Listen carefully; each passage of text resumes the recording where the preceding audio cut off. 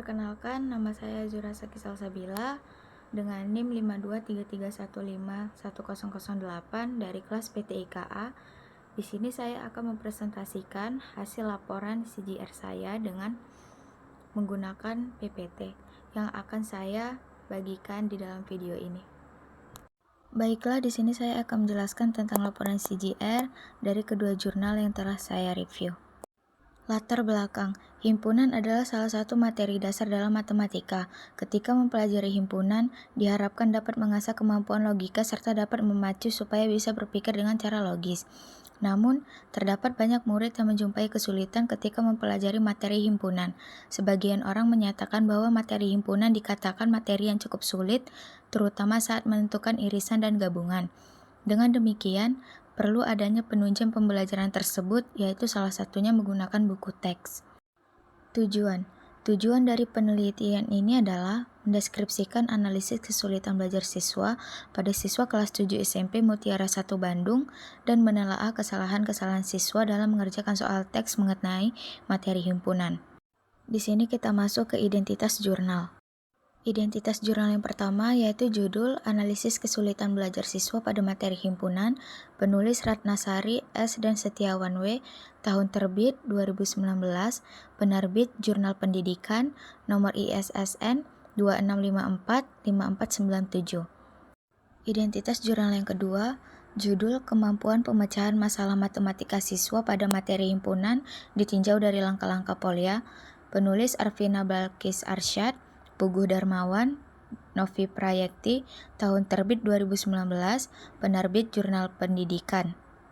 Di sini kita masuk ke ringkasan isi jurnal. Ringkasan jurnal yang pertama ini membahas langkah awal penelitian.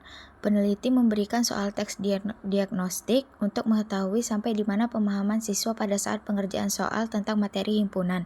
Dari hasil penelitian dapat diperoleh bahwa siswa sudah memahami konsep dasar tentang himpunan.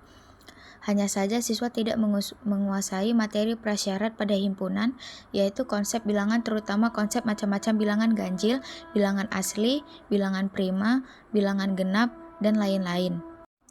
Ringkasan isi jurnal kedua ini dibahas temuan-temuan penelitian tentang kemampuan pemecahan masalah matematika siswa.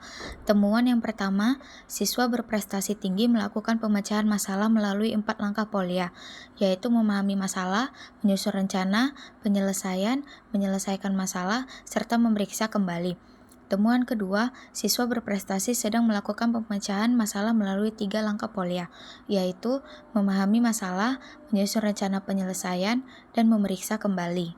Kita masuk ke metode yang digunakan. Metode yang digunakan kedua jurnal.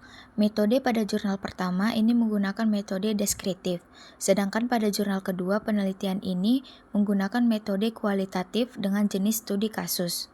Dan yang terakhir kita masuk ke kesimpulan dan saran.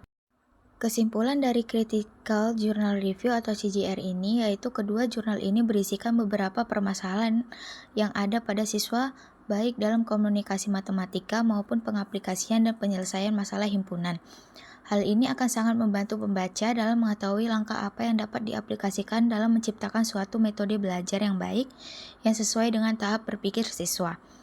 Saran yang dapat penulis ajukan dari kritisi kedua jurnal tersebut, yaitu terdapatnya beberapa kelemahan baik dalam penyampaian yang kurang lengkap maupun dari tampilan dari gambar yang kurang jelas.